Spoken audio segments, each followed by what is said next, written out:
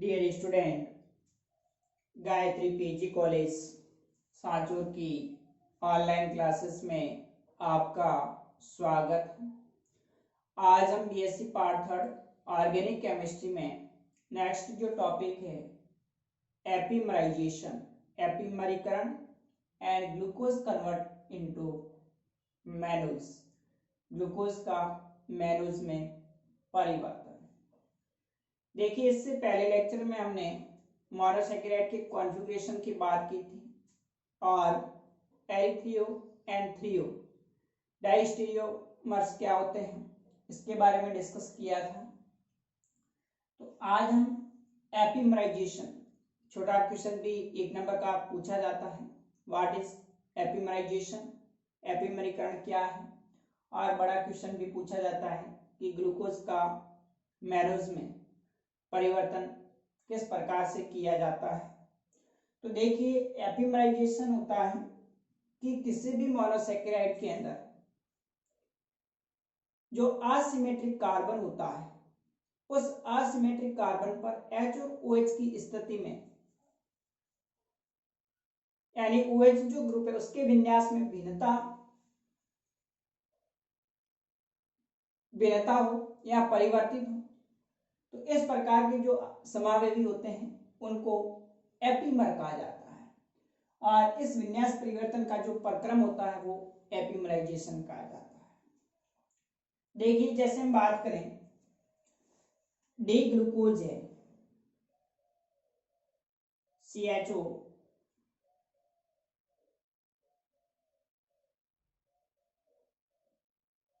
CH2OH, OH, H, OH, H, H, OH, OH and H। यहां पर आप देखते हैं इस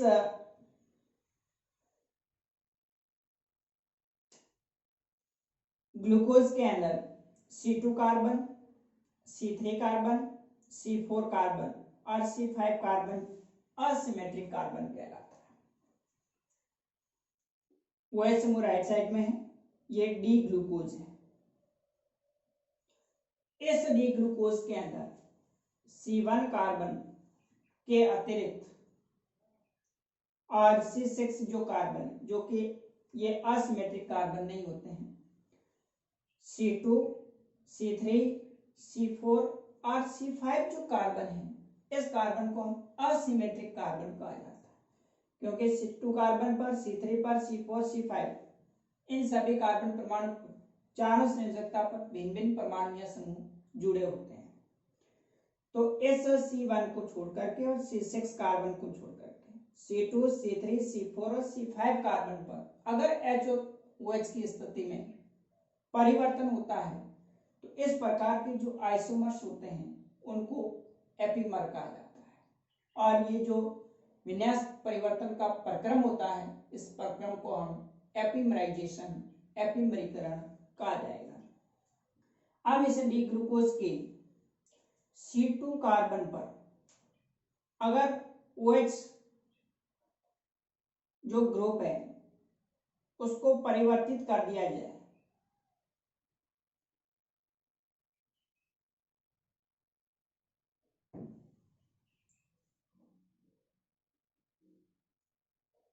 इसका जो दूसरा समावेवी प्राप्त होता है जिसको डी मैनोज कहा जाता है।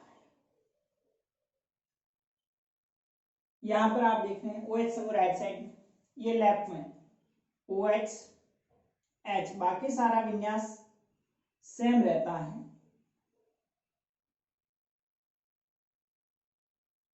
इस प्रकार जो दो आइसोमर जो समावेवी बनते हैं इन समावेवी को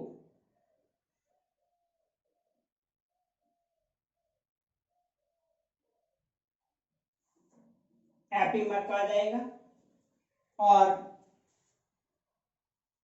ये जो प्रक्रम है परिवर्तन का इसको हम एपिमराइजेशन कहा जाता है। तो यहां पर जो ये डी मैनोज है, डी ग्लूकोज और डी मैनोज इस ग्लूकोज की C2 कार्बन पर OH समूह के परिवर्तन के कारण प्राप्त होता है। तो ये सीटोकार्बन पर जो विन्यास में परिवर्तन है, तो इस परिवर्तन को हम जो जो समावेवी बन रहे हैं विवरण रूपी समावेवी, इसको एपीमर कहेंगे, और ये जो विन्यास परिवर्तन है इसको एपीमराइजेशन कहा जाएगा। इसलिए डी मैनोज है वो डी ग्लूकोज का एपीमर होता है। इसी प्रकार से यदि डी ग्लूकोज की C4 कार्बन पर H और OH की स्थिति परिवर्तित होती है, तो इससे जो समावेवी प्राप्त होता है इसको हम डी गैलेक्टोज कहा जाता है। तो डी गैलेक्टोज भी ग्लूकोज का C4 आइसोमर होता है।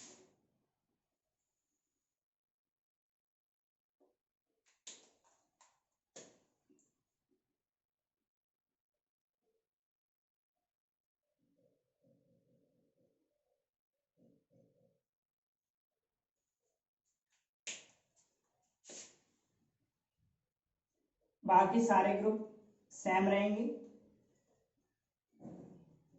ओनली फॉर C4 कार्बन जो होता है उसके ऊपर जो OH समूह है उसमें परिवर्तन होगा।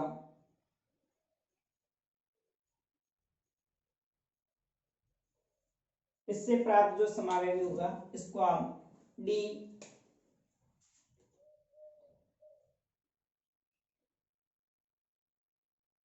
गैलेक्टोज कहा जाता है।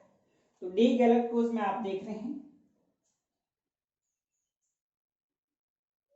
जो 4th नंबर कार्बन है, यहां पर H और OH की स्थिति में परिवर्तन हो रहा है, तो ये डी ग्लूकोज का दूसरा जो एपीमर होता है जो C4 कार्बन पर OH समूह में परिवर्तन से प्राप्त होता है, इसको डी गैलेक्टोज कहा जाता है। तो कोई भी C2 है, C3 है, C4 है या C5 कार्बन पर अगर H और OH की स्थिति में परिवर्तन होता है तो प्राप्त जो आइसोमर होते हैं उसको हम एपीमर कहेंगे, और विन्यास परिवर्तन का ये जो प्रक्रम जो प्रोसेस होता है उसको हम एपीमराइजेशन कहा जाता है। एक वर्ड और आता है इसमें एनोमेरिक कार्बन। एनोमेरिक कार्बन जो C1 कार्बन होता है उसमें H और OH की स्थिति में परिवर्तन होता है, तो उसको हम एनोमेरिक कार्बन कहेंगे। जो आगे ग्लूकोज की साइक्लिक जो स्ट्रक्चर पढ़ेंगे तो उसके अंदर C1 कार्बन पर H और OH की स्थिति देखेंगे कि उसमें जो अलग अलग विन्यास में परिवर्तन होता है, तो उसको हम एनोमेरिक कार्बन कहा जाएगा।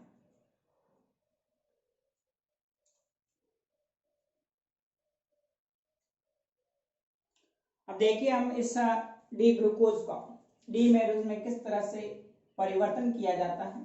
अगर आपको एग्जाम में सिंपल डेफिनेशन पूछते हैं कि एपीमराइजेशन क्या है, तो ओनली फॉर इसकी परिभाषा लिखनी कि मोनोसेकेराइड की किसी एक असममित कार्बन यानी असिमेट्रिक जो कार्बन पर OH ग्रुप के विन्यास में भिन्नता हो, तो ये विवरिम समावेवी एपीमर कहलाते हैं तथा इस विन्यास परिवर्तन के प्रक्रम को एपीमराइजेशन कहा जाता है। जिसमें आप एग्जांपल दे सकते हैं। फॉर एग्जांपल ग्लूकोज के दो एपीमर है, C2 कार्बन पर परिवर्तन होता है तो डी मैनोज प्राप्त होगा, और C4 कार्बन पर विन्यास में परिवर्तन होता है तो डी गैलेक्टोज एपीमर प्राप्त होगा।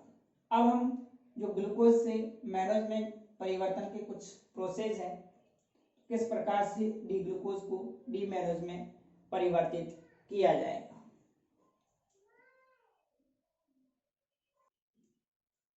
देखिए तो हम कन्वर्जन पढ़ रहे हैं ग्लूकोज इनटू मैनोज।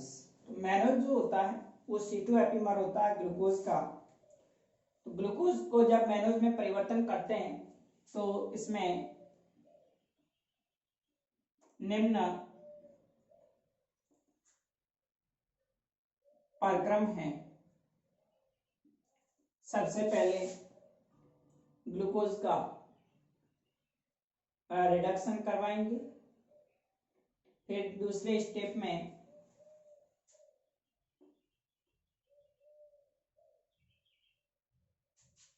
पहले ऑक्सीडेशन,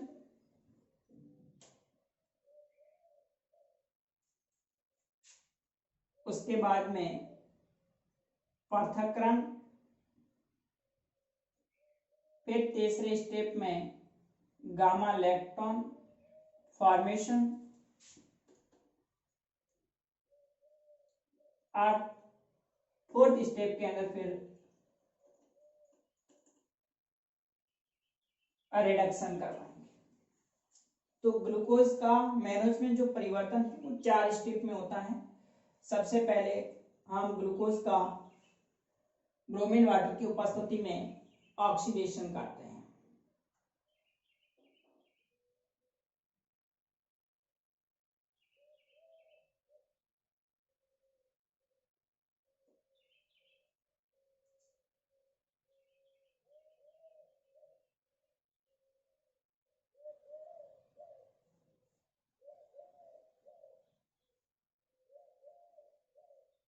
ये डी ग्लूकोज है।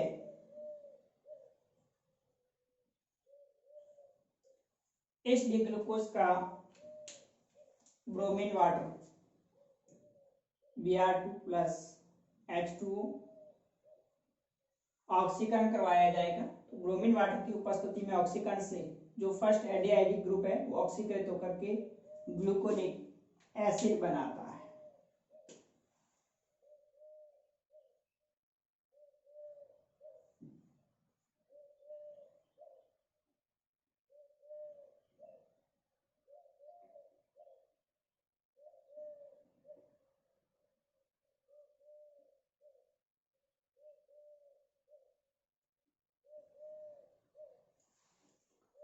इस प्रकार से CHO समूह है, इस CHO समूह का ऑक्सीकरण होकर के ग्लूकोनिक एसिड बनेगा। इस ग्लूकोनिक एसिड को पेरिन की उपस्थिति में हीट करेंगे तो इसका जो कीटोनिक ग्रुप है इनोल फॉर्म के अंदर परिवर्तित हो जाता है, जिसको हम पृथक कर लेते हैं। तो इस प्रकार से जो इसका ये C+O समूह है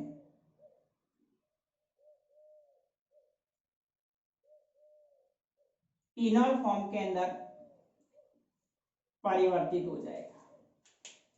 यहां से H+ आयन होगा वो ऑक्सीजन के साथ में जुड़ करके OH बना देगा। इस सिग्मा बन के इलेक्ट्रॉन कार्बन कार्बन के बीच में पाई बंध बना देते हैं। COH OH double bond COH CH OH COH H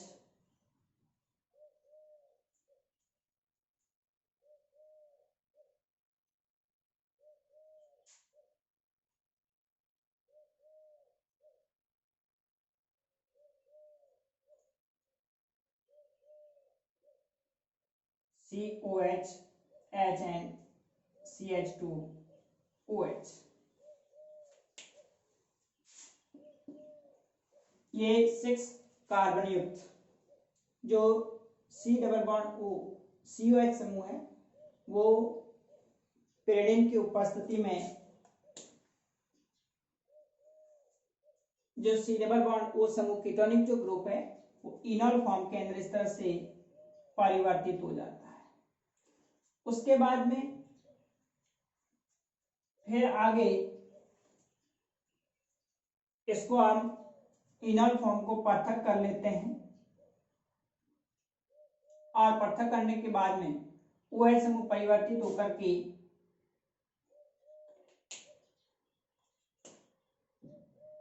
वापस मैनोनिक एसिड बना देता है।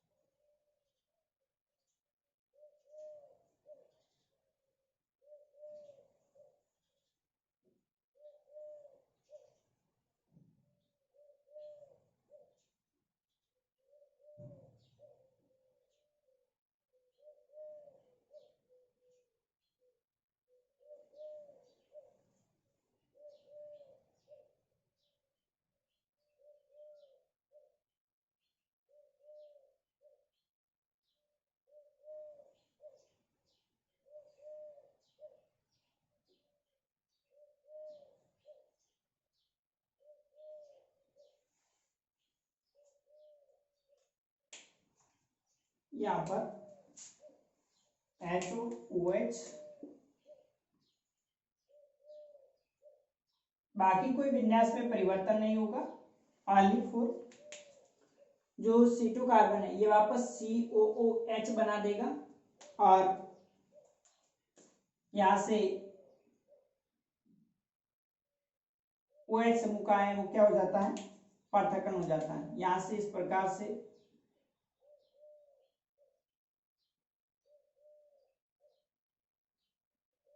OH समूह है वो लेफ्ट साइड के अंदर आ जाएगा।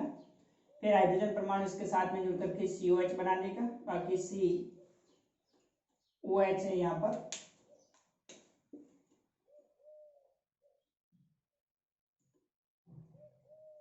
H CHOH CHOH और CH2OH मैनोनिक एसिड बनेगा।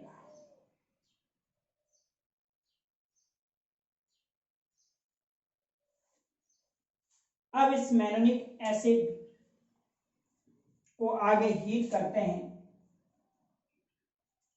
तो C1 कार्बन और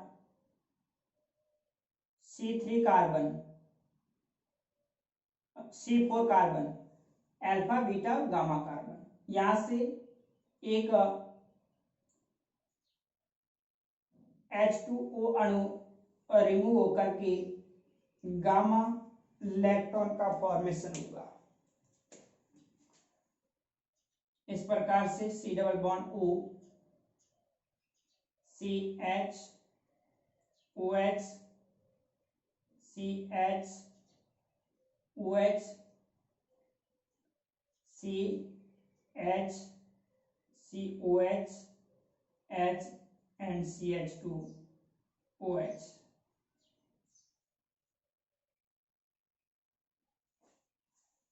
गामा इलेक्ट्रॉन बनेगा। तो C1 और C4 कार्बन पर इंट्रामॉलिक्यूलर रिएक्शंस के दौरान एक H2 अणु रिमूव होकर के C1 कार्बन C4 कार्बन के साथ में गामा इलेक्ट्रॉन रिंग का फॉर्मेशन करता है। अब आगे इस गामा इलेक्ट्रॉन का सोडियम अमलगम की उपस्थिति में रिडक्शन करवाते हैं।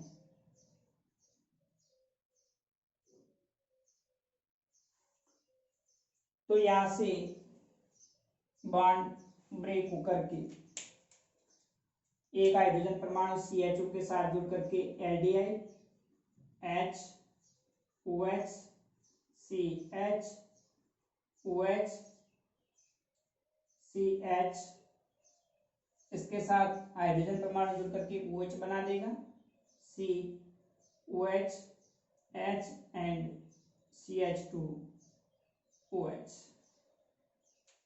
तो इस प्रकार से आप देख रहे हैं कि C2 कार्बन पर OH समूह में परिवर्तन द्वारा डी मैनोज प्राप्त होता है। तो डी मैनोज जो आइसोमर है वो डी ग्लूकोज का आइसोमर होता है जिसको हम एपीमर कहा जाता है।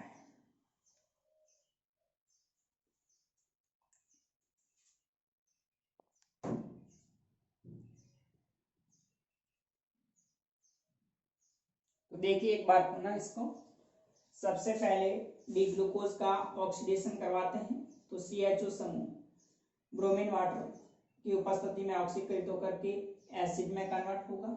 उसके बाद में फिर पेरिन की उपस्थिति में इसका जो C double bond O ketonic group है वो इनॉल के अंदर परिवर्तित हो जाएगा। यहाँ से H प्लस ऑक्सीजन के साथ जुड़ करके OH बना देगा। सिग्मा मेल के जो इलेक्ट्रॉन्स होते हैं वो कार्बन कार्बन के बीच में पाई बंध बनाए। इस इनॉल फॉर्म का पृथक्करण करेंगे तो पृथक्करण के दौरान ये पूरा रोटेशन होगा और रोटेशन के बाद में यहाँ से जो OH समूह है वो लेफ्ट साइड के अंदर चेंज हो जाएगा। तो इस प्रकार से आप देख रहे हैं इनॉल समूह के पृथक्करण के बाद में मैनोनिक एसिड प्राप्त होता है और इस मैनोनिक एसिड को आगे हीट करते हैं तो C1 और C4 H2 अणु रिमूव होकर के गामा इलेक्ट्रॉन बनेगा और इस गामा इलेक्ट्रॉन का आगे रिडक्शन करवाएंगे सोडियम अम्लगम की उपस्थिति में, तो डी मैनोज प्राप्त होता है। एक हाइड्रोजन परमाणु C डबल बॉन्ड O के साथ जुड़ करके CH ऑक्सीजन के साथ जुड़ करके OH बना देगा। इस प्रकार से ग्लूकोज को मैनोज में परिवर्तित किया जाएगा। अब हम नेक्स्ट आगे जो अगला टॉपिक है